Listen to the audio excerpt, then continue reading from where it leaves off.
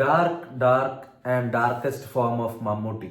അതാണ് Kalamkaval for me. അങ്ങനെ Jithin K ജോസിന്റെ സംവിധാനത്തില് മമ്മൂട്ടി വിനായകൻ അതുപോലെ തന്നെ മമ്മൂട്ടി കമ്പനി പ്രൊഡ്യൂസ് ചെയ്ത കളങ്കാവല് ഇപ്പം സോണി ലൈവില് OTT ആയിട്ട് റിലീസ് ചെയ്തിരിക്കുകയാണ്.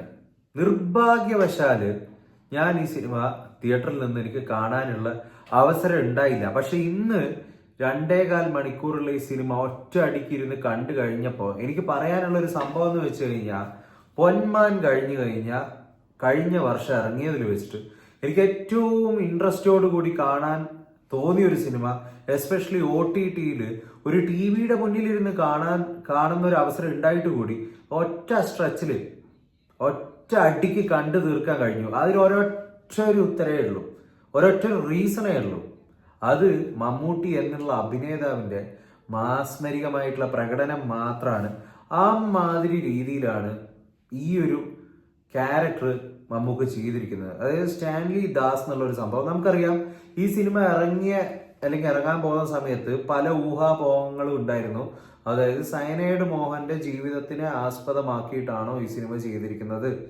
അന്ന് ഇവർ കൃത്യമായിട്ടുള്ള ആൻസേഴ്സും കാര്യങ്ങളൊന്നും പറഞ്ഞിട്ടില്ലെങ്കിലും പക്ഷെ നമുക്ക് ഈ സിനിമ ഇറങ്ങിക്കഴിഞ്ഞാൽ നമുക്ക് മനസ്സിലാവും ആ ഒരു സംഭവത്തെ ചുറ്റിപ്പറ്റിയിട്ടാണ് ഈ ഒരു സിനിമയുടെ സ്ക്രിപ്റ്റും സംഭവങ്ങളും അല്ലെങ്കിൽ ക്യാരക്ടറൊക്കെ ഫോം ചെയ്തിരിക്കുന്നതെന്ന് വെച്ച് കഴിഞ്ഞാൽ. ഈ സിനിമയ്ക്ക് പോരായ്മകൾ ഉണ്ടോ ചോദിച്ചു കഴിഞ്ഞാൽ സ്ക്രിപ്റ്റിങ്ങിൽ ചെറിയ പോരായ്മകൾ എനിക്ക് തോന്നിയിട്ടുണ്ട്. കാരണം ഒരു കംപ്ലീഷൻ ഇല്ല. പല ക്വസ്റ്റ്യൻസിന്റെയും ആൻസേഴ്സ് നമുക്ക് ലഭിക്കാത്തതുപോലെ നമുക്ക് തോന്നും. അതായത് ഈ ഒരു വ്യക്തി എന്തിനത് ചെയ്ത് തുടങ്ങി, അല്ലെങ്കിൽ മോട്ടീവ് എന്താണ്, അങ്ങനത്തെ ഒക്കെ ഒരു ക്ലിയർ കട്ട് ആൻസർ, അല്ലെങ്കിൽ ഇതൊക്കെ എങ്ങനെ ഇതിലോട്ടേക്ക് എത്തി എന്നൊക്കെ ഉള്ള സംഭവങ്ങൾ ഡീറ്റെയിൽഡ് ആയിട്ടൊന്നും അവതരിപ്പിക്കുന്ന സംഭവം ഇതിൽ ചെയ്തിട്ടില്ല. അത് ശരിയാണ്. പക്ഷെ ഈ ഒരു പെർഫോമൻസിന്റെ ഒരു ബലം കൊണ്ട് നമുക്ക് ഓരോ സീനും ഇങ്ങനെ വന്ന് മറിഞ്ഞു പോകുന്നത് ഒരു വിസ്മയമായിട്ടാണ് തോന്നുന്നത്. മാജിക്കൽ പെർഫോമൻസ് എന്നൊക്കെ പറയണം. എസ്പെഷ്യലി നമുക്കറിയാം മമ്മൂക്ക ഡാർക്ക് സൈഡ് അല്ലെങ്കിൽ ഡാർക്ക് ഷെയ്ഡ് ഉള്ള ക്യാരക്ടേഴ്സ് പിടിച്ചു കഴിഞ്ഞാൽ അത് പിടിച്ചാൽ കിട്ടൂല. അത് വിധേയൻ തൊട്ട് പാലേരി മാണിക്യം ആയിക്കോട്ടെ, അങ്ങനെ ഇഷ്ടം പോലെ ക്യാരക്ടേഴ്സ് ഉണ്ട്. പുള്ളി ആ ഒരു ഷെയ്ഡ് പിടിച്ച് ചെയ്യുന്ന ക്യാരക്ടേഴ്സിന്റെ റേഞ്ച് എന്ന് പറഞ്ഞാൽ എക്സ്ട്രീം ആയിരിക്കും. അതിലിപ്പോ ആരും അടുത്ത് വെച്ചാലും ആ ഒരു ലെവലിലോട്ടേക്ക് എത്തിക്കാൻ കഴിയില്ല. അതിപ്പോ ലാലേട്ടൻ ആയിക്കോട്ടെ, ആരും ആയിക്കോട്ടെ. വിധേയനെല്ലാം തന്നെ ആലോചിച്ച് കഴിഞ്ഞാൽ അതിൽ ആർക്കും ചെയ്യാൻ പറ്റില്ല. പാലേരി മാണിക്യത്തിലെല്ലാം കാണിച്ചിട്ടുള്ള ഷെയ്ഡ്സ് അതൊന്നും ആർക്കും ചെയ്യാൻ പറ്റൂല. ആ രീതിയിലുള്ള പെർഫോമൻസ് ഒക്കെ കാര്യങ്ങളൊക്കെയാണ് മമ്മൂക്ക ഡാർക്ക് ഷെയ്ഡ് ആയി കഴിഞ്ഞാൽ കാഴ്ചവെക്കുക എന്ന് പറഞ്ഞു കഴിഞ്ഞാൽ. അതാണ് ഈ സിനിമയുടെ ഏറ്റവും വലിയൊരു ഹൈലൈറ്റും എന്നെ സംബന്ധിച്ചിടത്തോളം. കാരണം സമയം പോകുന്ന പറഞ്ഞിട്ടില്ല, അങ്ങനെ രസിച്ചിരുന്ന് കണ്ടുപോയി. അത്ര ഒരു ആന്റിസിപ്പേഷൻ നമുക്ക് തോന്നും. എസ്പെഷ്യലി തിയേറ്ററിൽ നിന്നെല്ലാം കാണുമെന്ന് വെച്ച് കഴിഞ്ഞാൽ നല്ല ലെവലിൽ ആൾക്കാർക്ക് എൻജോയ് ചെയ്യാൻ പറ്റുന്ന ഒരു കൈൻഡ് ഓഫ് പെർഫോമൻസ് ആയിട്ടാണ് എനിക്ക് തോന്നുന്നത്. അത്രയും അടിപൊളിയായിട്ടുണ്ട്. അതുപോലെ തന്നെ ജിതിൻ കെ ജോസ് എന്ന് വെച്ച് കഴിഞ്ഞാൽ കുറുപ്പിൽ നിന്നും ഇതിലോട്ടേക്കുള്ള ഒരു ട്രാൻസിഷനും ഭയങ്കരമായിട്ടുണ്ട്. അതായത് കുറുപ്പ് കുറച്ചും കൂടി ഒരു കമേഴ്ഷ്യൽ വാല്യൂ ഉള്ള ഒരു സിനിമയായിരുന്നു. അതും ഒരു റിയൽ ലൈഫ് സംഭവത്തിന്റെ ഒക്കെ പല കാര്യങ്ങളൊക്കെ എടുത്തിട്ടാണ് ചെയ്തിരിക്കുന്നത്. ഇതിലും ആ ഒരു പാറ്റേൺ ഫോളോ ചെയ്തതായിട്ട് നമുക്ക് കാണാൻ കഴിയും.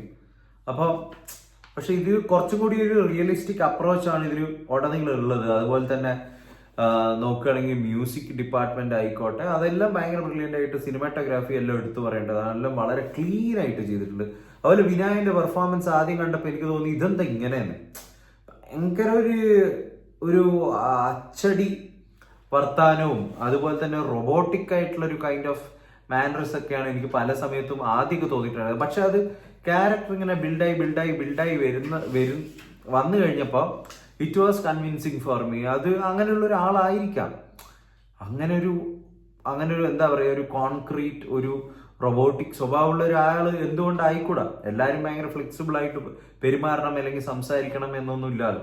അപ്പൊ അതും എനിക്ക് കൺവിൻസിങ് ആയിരുന്നു. അത് വിനായകന്റെ പെർഫോമൻസ് പലരും ആ സിനിമ ഇറങ്ങിയ സമയത്ത് ശരിയില്ല അല്ലെങ്കിൽ അങ്ങനെ ഇങ്ങനെ എന്നൊക്കെ പറയുന്ന പല സംഭവങ്ങളൊക്കെ ഉണ്ടായിരുന്നു. വിനായകൻ ഒട്ടും ചേർന്നില്ല, ഇതെന്താണ് ഇയാളെ പിടിച്ചു വെച്ച് അഭിനയിപ്പിച്ചതാണോ, അങ്ങനെയൊക്കെ ചോദ്യങ്ങളുണ്ടായിരുന്നു. പക്ഷെ അതൊക്കെ തെറ്റാണ്. പുള്ളി ആ ഒരു ബിൽഡ് പിടിച്ചിട്ട് തന്നെ അഭിനയിച്ചിരിക്കുന്ന അങ്ങനെയുള്ള ആൾക്കാരുണ്ടാവാം. അപ്പോൾ അതൊക്കെ ഭയങ്കര കൺവിൻസിങ് ആയിട്ട് തന്നെയാണ് എനിക്ക് തോന്നിയിരിക്കുന്നത്. പിന്നെ എനിക്ക് ആകെപ്പാടെ ഇതിലുള്ളൊരു സംഭവം എന്ന് വെച്ച് കഴിഞ്ഞാൽ അവസാനം ക്ലൈമാക്സ് സീനിൽ എന്ന് പറഞ്ഞു കഴിഞ്ഞാൽ കുറച്ച് സ്റ്റണ്ടും കാര്യങ്ങളൊക്കെ ഉണ്ട്. പറഞ്ഞാൽ തീരെ പറ്റുന്നില്ല, തീരെ വയ്യ. എന്നൊക്കെ പറയേണ്ടി വരും. അതിപ്പം നമുക്ക് പറഞ്ഞിട്ടൊന്നും കാര്യമില്ല. അത് കുറച്ചും കൂടി സ്മാർട്ടായിട്ട് വേറെ എന്തെങ്കിലും തരത്തിൽ അത് ചെയ്തിപ്പിച്ച് കാണിക്കാൻ പറ്റുമായിരുന്നെങ്കിൽ കുറച്ചും കൂടി നല്ലതായിരുന്നു. കാരണം നമ്മൾ അത്രയും ഒരു ആ ഒരു സിനിമയിലോട്ട് നമ്മൾ ഇറങ്ങിയിട്ടാണ് ആ സിനിമ അത്രയും നേരം കണ്ടോണ്ടിരിക്കുന്നത്. പെട്ടെന്ന് നമ്മൾ ആ ഒരു സ്റ്റണ്ടിന്റെ അടുത്തോട്ടേക്ക് വന്നപ്പോൾ മമ്മൂട്ടിക്ക് ഇത്ര ഏജ് ഉണ്ട്, അല്ലെങ്കിൽ ഇത്രയൊക്കെ ഇങ്ങനെ ചെയ്യാൻ പറ്റൂ എന്നുള്ളൊരു റിയാലിറ്റി നമ്മുടെ മനസ്സിലോട്ടേക്ക് വരുമ്പോൾ ആ ഒരു ആസ്വാദനത്തിന് ചെറുതായിട്ട് അത് ബാധിക്കുന്നുണ്ടായിരുന്നു. അത് മാത്രമേ എനിക്ക് നെഗറ്റീവായിട്ട് പറയാനുള്ളൂ, വേറെ കാര്യങ്ങളൊന്നുമില്ല. Extremely enjoyable performance and great movie. Ponman കഴിഞ്ഞു കഴിഞ്ഞാൽ definitely one of my favourite movies which got release last year. So കളങ്കാവിൽ കാണാത്തവരുണ്ടെങ്കിൽ വേഗം പോയിട്ട് കണ്ടോളൂ. നിങ്ങൾ കണ്ടിട്ടുള്ള ആൾക്കാരാണെങ്കിൽ നിങ്ങൾ ഈ റിവ്യൂവിൻ്റെ അടുത്ത് എൻ്റെ ഒരു അഭിപ്രായത്തിൻ്റെ അടുത്ത് നിങ്ങൾ യോജിക്കുന്നുണ്ടോ അല്ലെങ്കിൽ ഇല്ലയോ എന്നുള്ളത് കമന്റ്സ് ആയിട്ട് രേഖപ്പെടുത്തു. Will come with another video next time. Until then, take care guys and bye bye.